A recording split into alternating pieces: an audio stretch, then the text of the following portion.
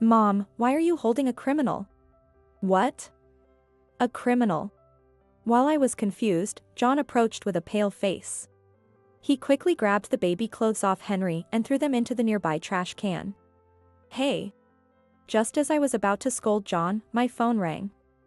It was my mother-in-law. Did you get the gift? It's not another creepy one this time, right? As soon as I heard her voice on the other end of the phone, I realized everything. The package wasn't sent by my husband's grandmother, but by my mother-in-law using her name. Moreover, judging by her tone, she seemed to know about Emma's psychic-like abilities. In other words, this was a declaration of war against us. If that's how she wants it, I've got plans of my own. I've been patient, but if she insults my sweet daughter, I won't hold back. No matter how much she cries and screams, I will never forgive her. I'll bring her down completely. I clenched my teeth. My name is Lisa. I'm 33 years old. I used to work at my father's company before getting married. By the way, my father's company operates franchises. The main pillar of the business is the restaurant industry, such as family-style restaurants. I plan to return to work someday, but right now, my family, which began 5 years ago with my marriage, is my top priority. My husband John also works at my father's company, and we met there. He's a serious person, and I fell in love at first sight and got married. Our relationship was smooth, and soon after getting married, our daughter Emma was born. While my life is mostly fulfilled, there's one major problem. It's my in-laws. Especially my mother-in-law, who sees me as an enemy. I guess it was a bad first impression. I stumbled during our first meeting. I feel like that was the start of everything. I first met my mother-in-law when I visited their house to announce our engagement. I had nothing to be ashamed of. John and I had prepared thoroughly. So, I confidently went to greet them, but then something unexpected happened. It was right after I announced our engagement. I noticed something strange about my mother-in-law, Camila. Camila, are you all right? Oh. What do you mean? Well, you seem a bit pale.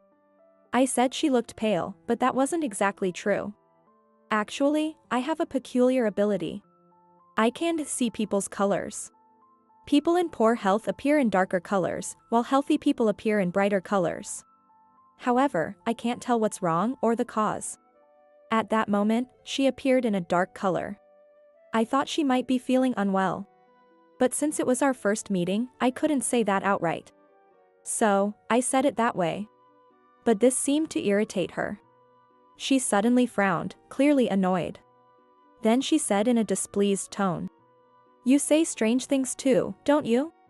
You too? When I asked back, she snorted. Yes. The way you talk is very similar to John. Similar to John. I glanced at John. He averted his eyes awkwardly. As I wondered what was going on, my mother-in-law looked me up and down and asked. Could it be that you see strange things too? Huh? John has been like that since he was a child. Saying he sees things that aren't there. Suddenly, she started complaining about John. This is what she said. John had always seen things that others couldn't. She didn't know what they were. But John would say things like, there's a person, when no one was there. Camila thought this was creepy. And now she was asking if I was the same. No, I just thought you looked a bit pale. I tried to explain awkwardly. But she wouldn't listen. In the end, under intense questioning, I admitted that I could see people's colors. You're just like him. It's creepy. But, it's just. Shut up. Get out. Never come back. She drove us out of the house. Reluctantly, I left my in-laws' house. Outside, John apologized to me with a guilty expression. I'm sorry, Lisa. Why are you apologizing? Well, I didn't tell you about my ability, seeing spirits, or whatever it is. John looked down sadly. I gently linked my arm with his. It's mutual. I didn't tell you either. But with Mom like that, our marriage. It'll be fine. Though I said that, I had a feeling my mother-in-law would oppose our marriage. Despite my words, that thought crossed my mind. However, my father-in-law didn't say anything. If he could be on our side. I decided to pin my hopes on that. After discussing with John, we decided to secretly meet with his father. We arranged to meet at a nearby family restaurant. It was one of the restaurants operated by my father's company. John couldn't join because of work, so I was nervous, but his father arrived. "I'm sorry for calling you here." "It's all right. I happen to have a day off." My father-in-law, Robert, works for a security company. Today, he was off work. The timing of my call was perfect. I felt a slight sense of relief. "So, the reason I called you today is? It's about the wedding, right?" "I don't oppose it." Robert smiled, looking cheerful. I was taken aback by his nonchalant attitude. According to him, my mother-in-law was indeed against our marriage. However, he said she could be persuaded. As he explained further, he said, "She's stingy, so money might influence her." When I visited my in-laws' house, I mentioned that my father ran a company. Apparently, Camila was still fixated on that. "So, we should use that to our advantage." That's what Robert suggested. But how exactly should I do that? As I was thinking about it, Robert made a suggestion. Why not treat her to a nice meal? Or maybe offer to take care of her mother? I see. If she sees that there are benefits to the marriage, she might agree. Our marriage wouldn't change their life negatively. In fact, it could bring benefits. If Camila understood that, she might accept our marriage. That made sense. So, I decided to give it a try. The first thing I did was treat her to a meal. I invited her to a family restaurant. "Camila, let me treat you today." A family restaurant isn't much of a treat. "Well, this place is run by my father's company." I explained the background. She remained displeased. However, when asked for her order, she started ordering one dish after another. "I'll have this, and also this." "Okay, got it." I hurried to the kitchen. In the end, she devoured several portions. As she left, she said to me, "I'll come again. Be sure to treat me well then. And our marriage. I'll think about it." She left with those words. I didn't stop there, of course. For instance, I also took over the care of my husband's grandmother. Previously, Camila had been doing that. However, my husband's grandmother, despite her age, could do most things on her own. So, it was more about visiting her a few times a month. Every time I visited, she looked at me apologetically. "You aren't even married yet." "I come because I want to." My grandmother had passed away long ago. So visiting her felt nostalgic to me. I found it so comforting that I started visiting my husband's grandmother more frequently. "Well then, I'll support your marriage too." After many visits, my husband's grandmother became our ally. Eventually, with her persuasion, my mother-in-law accepted our marriage. However, even after the wedding, visiting my husband's grandmother remained my responsibility. Moreover, soon after we got married, our daughter Emma was born. It became difficult to continue working, so I left my job. But there was something more concerning than my job. What if Emma didn't like her great-grandmother? What if she threw tantrums and caused trouble? I had such worries at first. But they all turned out to be unfounded. To my surprise, Emma became interested in the antiques that her great-grandmother collected as a hobby. She was so eager to talk about antiques with her great-grandmother that she happily went to visit. I was relieved by Emma and her great-grandmother's good relationship. Time flew, and Emma turned 4. One day, when we visited her great-grandmother's house, Camila was there, which was unusual. After leaving Emma with her great-grandmother, Camila called me into the kitchen. "Camila, is something wrong? How much money do you have?" "What? How much?" I was taken aback. She quickly put her finger to her lips. "Keep your voice down. Be quiet." "Oh, sorry. Listen." She began speaking with a serious expression. "Let's go back a bit." She explained that her husband, Robert, had retired at the age of 65. I knew about that and had sent a gift to celebrate. But that wasn't the problem. The issue was that my in-laws had almost no savings. They would receive a pension from now on. But it would be difficult to live on that alone. So, they asked my husband's grandmother for financial help, but she said she was struggling too and refused. Abandoning her own daughter, what a terrible mother. So, you two need to send us some money. Ah, well, that is. I'll discuss it with John, that was all I could manage to say at the time. After returning home, I immediately discussed it with John. With a sigh, he replied. I had a feeling this would happen. For now, I'll send them money from my savings. So, we started sending money to my in-laws. However, it seemed my husband's grandmother soon found out. During our next visit, she said, I heard you're sending money to Camila. I nodded quietly. Yes, they're having a hard time. They've never been good at planning. My husband's grandmother was Camila's real mother. So, she seemed to understand her very well. I'm sorry for causing trouble for you too. No, it's all right. Thinking about the future filled me with anxiety. There was a possibility that we could continue to be exploited. However, if we stopped the support, she would surely be furious, accusing us of abandoning her. Was there no good solution? My expression naturally grew stern. At that moment, my husband's grandmother gently patted my head. Then she spoke softly. If you keep making that face, the baby in your belly will get anxious too. Huh? Baby in my belly? Oh. You hadn't realized? You're pregnant. She smiled warmly. I was stunned. I hadn't noticed any significant changes in my body. I certainly hadn't realized I was pregnant. Pregnant, me? At that moment, Emma, who was beside me, said, The baby is here too. Emma patted my belly. In that moment, I realized I was indeed pregnant. That very day, I went to the obstetrician. The tests confirmed I was pregnant. Emma, how did you know? I saw it. Hearing those words from Emma gave me a jolt. Could it be that Emma has the same ability as us? I can see people's colors, and John can see things others can't. It wouldn't be surprising if Emma, our daughter, had a similar ability. I told John about Emma and my pregnancy. Since his mother was around, John suggested keeping Emma's ability a secret. I agreed with him.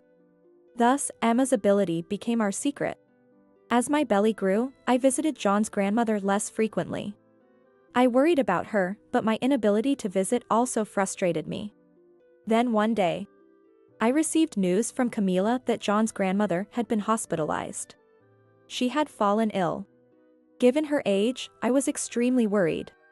However, I couldn't visit her, so I had to leave her care to John and the others. As time passed, my due date approached. I was admitted to the obstetrician for delivery. That night, John called to inform me that his grandmother had passed away. By the time I was discharged, the funeral had already taken place. Once I was discharged, the first thing I wanted to do was visit her grave. With that thought in mind, I faced my delivery.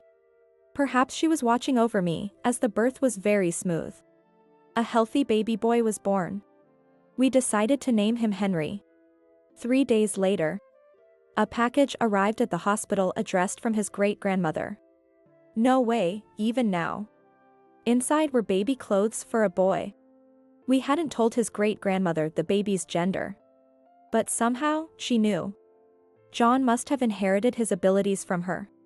With this thought in my mind, I tried the baby clothes on Henry. They look great on you. Just as I said this, John and Emma walked into the room. Mom. Where's the baby? Right here with us. I answered Emma, showing her Henry in the baby clothes. In that moment, Emma frowned in confusion. Before I could ask what was wrong, she said, Mom, why are you holding a criminal? What? A criminal. While I was confused, John approached with a pale face. He quickly grabbed the baby clothes off Henry and threw them into the nearby trash can. Hey. Just as I was about to scold John, my phone rang. It was Camila. Did you get the gift? It's not another creepy one this time, right? As soon as I heard her voice on the other end of the phone, I realized everything. The package wasn't sent by John's grandmother, but by my mother-in-law using her name. Moreover, judging by her tone, she seemed to know about Emma's psychic-like abilities. In other words, this was a declaration of war against us. If that's how she wants it, I've got plans of my own. I've been patient, but if she insults my sweet daughter, I won't hold back. No matter how much she cries and screams, I will never forgive her. I'll bring her down completely. I clenched my teeth. Then I asked John. John, what did you see? Mom trying to harm Henry. John murmured. I nodded and gently asked Emma. Emma, why did you say a criminal? Huh? Because, Mom, you were holding a criminal. A criminal? Who? Not Henry, right? When I asked, Emma looked downcast. She then replied softly. Grandma. So, she meant Camila. Suppressing my anger, I asked Emma to continue. And why do you say she's a criminal? Because she took something that wasn't hers. I listened intently to Emma's downcast explanation. This is what Emma told me. She had seen Camila stealing something. There was no need to ask where it happened. The only place Camila and Emma would have crossed paths was at my husband's grandmother's house. So, Camila had stolen something from there. However, it didn't seem like she directed her anger at me or Henry out of revenge for being caught stealing. Also, the baby clothes were store-bought. What was she trying to do? Suddenly, it struck me. Was there something else in the package? I quickly searched the rest of the package. It contained only baby clothes. But at the very bottom, there was a small paper bag.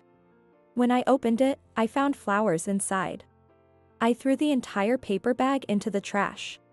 Flowers as a birth gift were inappropriate. Obviously, they evoked thoughts of a funeral. It's common knowledge, so my mother-in-law couldn't be unaware. This meant I needed to look at things differently. Was she upset about Henry's birth? If there was malice towards Henry, what triggered it? For now, I decided to talk to Emma. Camila seemed aware of Emma's psychic abilities. It had to be related. That's what I thought. As Emma talked, I learned how Camila discovered her abilities. It was shortly after we found out I was pregnant. That day, I had left Emma with John's grandmother while I went shopping. Of course, I was shopping for the grandmother. During that time, Camila visited. Emma had said to her, "Grandma, do you have a cold? Just feeling a bit under the weather." How did you know? Your color is different than usual. For Emma, it was a casual comment. But Camila must have remembered me at that moment. What I had said the first time we met. Emma had said something similar. Naturally, she decided that Emma was just as creepy. So that's why she did this. I now understand why she did that. So, there's only one thing I need to do. I asked Emma what Camila had stolen from her grandmother. If we could figure that out, she would be disqualified from inheriting anything. That would be the best revenge for her stinginess. I also asked John to look for evidence. A few months passed, and it was time to discuss the inheritance. John's grandmother's estate was to be divided between Camila and her brother, John's uncle. Yet, for some reason, we were also called by the lawyer. In any case, we went to John's grandmother's house. Camila and her brother were already there, waiting. Oh. Even you came? We were called. By the way, where is my adorable grandchild? Camila looked around. Too little, too late, I thought, and answered irritably. Henry is with my parents. I was hoping to see him, that's a shame. She didn't look disappointed at all. I held back my rising anger and stared at her.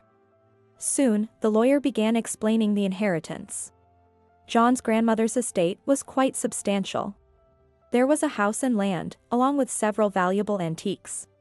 Additionally, there was cash. However, John's grandmother's will specified how the inheritance was to be distributed. The house and land would go to my uncle-in-law, while the cash and antiques would go to Camila.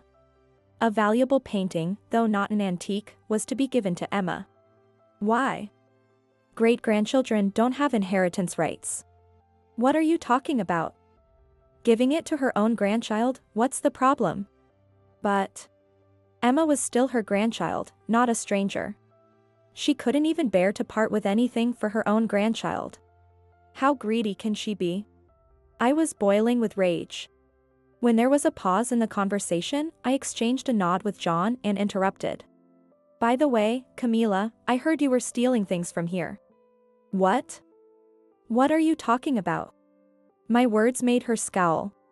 At the same time, my uncle-in-law raised his eyebrows. You were stealing from your own mother's house? I don't know what you're talking about. She played dumb. I pressed further. Emma saw you. She saw you stealing. Don't believe the nonsense from a nasty little child. Camila raised her voice.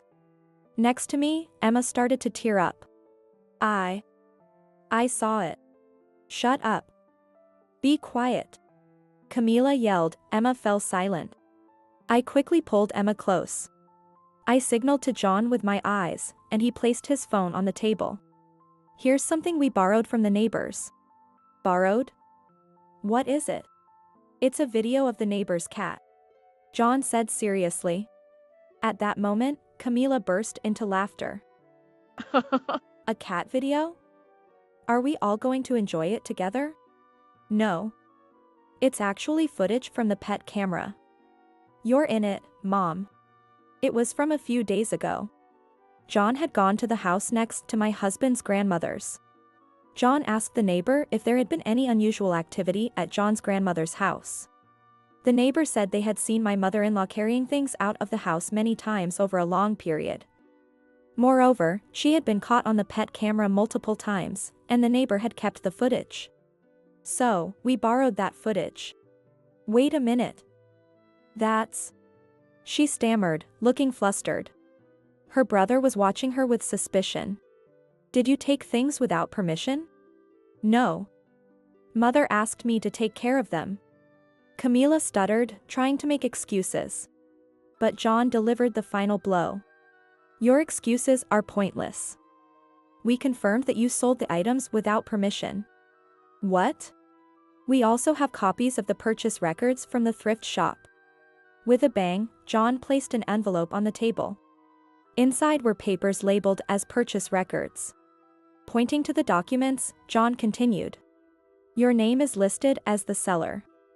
You sold paintings, vases, and more. That's... What's your explanation? Speak up. John raised his voice, making her flinch. Then she suddenly started crying. It's not like that. We were struggling financially. But John has been sending you money. It wasn't enough. I'm sorry. She slumped down, almost collapsing on the spot. After that, my uncle-in-law questioned her sternly. Under his harsh questioning, she began to talk. Here's her story. After Robert retired, their financial situation became dire. Camila asked John's grandmother for help. When she refused, she turned to us for support. We started sending money, which helped them get by. But they had no money for discretionary spending. That's when Camila set her sights on John's antiques. Selling the antiques would bring in money. She discussed this with Robert. Then, every time she visited, she would take valuable items. When it seemed like she might get caught, Camila planned to have my husband's grandmother hospitalized. She wanted to temporarily hospitalize her and take out as many antiques as possible during that time. While she was plotting this, John's grandmother fell ill for real.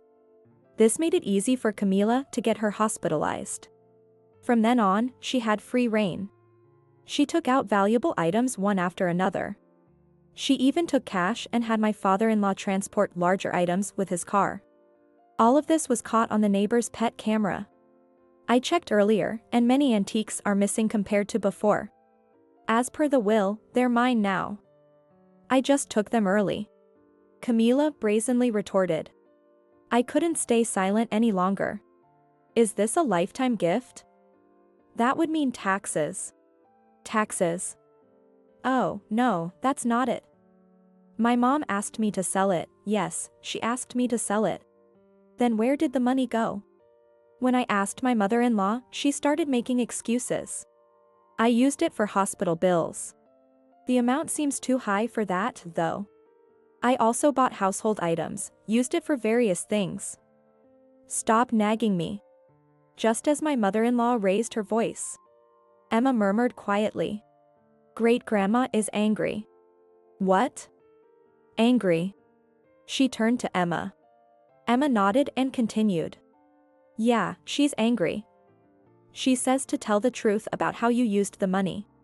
What are you talking about? Stop saying weird things. Camila, sweating nervously, looked around. Seeing this, I asked Emma. Emma, do you know what the money was used for? To pay off debts. That's what great-grandma says. Really, to pay off debts? I gave my mother-in-law a sharp look. She bit her nails, visibly irritated. By the way, it seems there was quite a lot of debt. What? I don't know anything about that. Really? Because we have all these demand letters. I tossed a pile of demand letters onto the table. Let's rewind a few hours.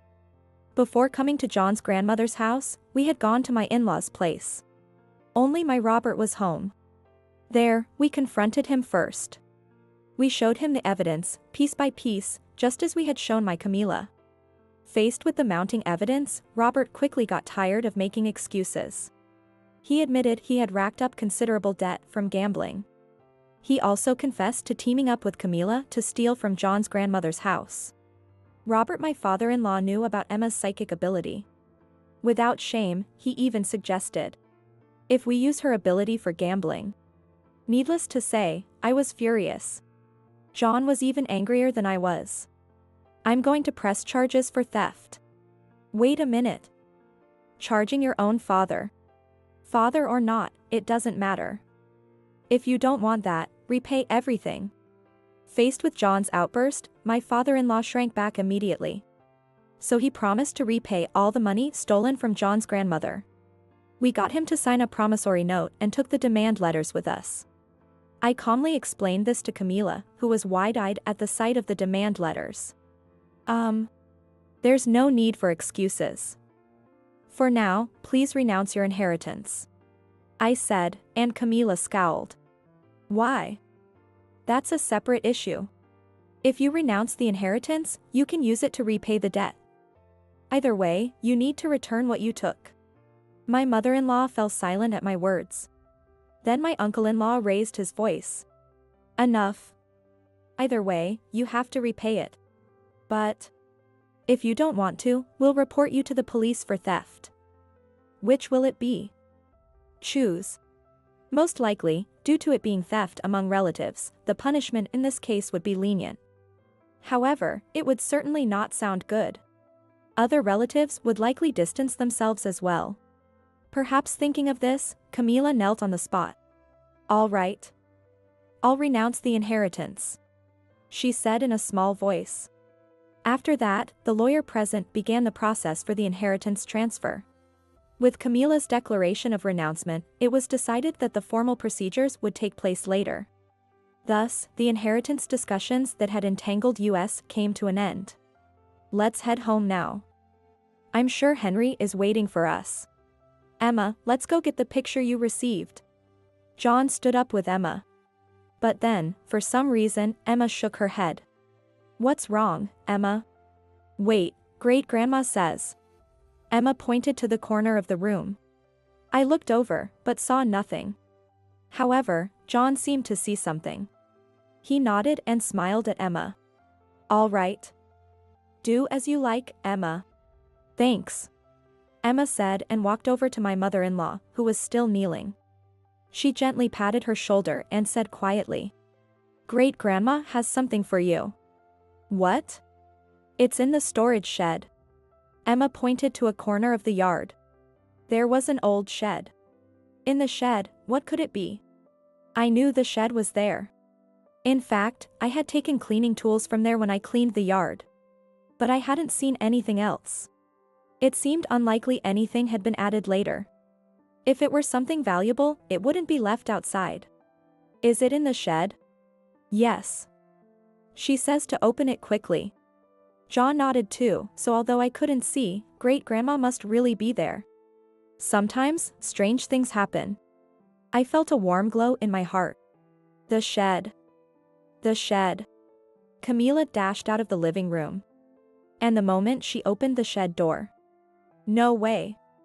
There's gold coins. Her scream echoed. The loud noise startled Emma, and she covered her ears. Yes. Now we can pay off the debt. Just as Camila said this, her scream echoed around us. Wha? She collapsed in front of the shed. Camila. What happened? What's going on? I instinctively shielded Emma.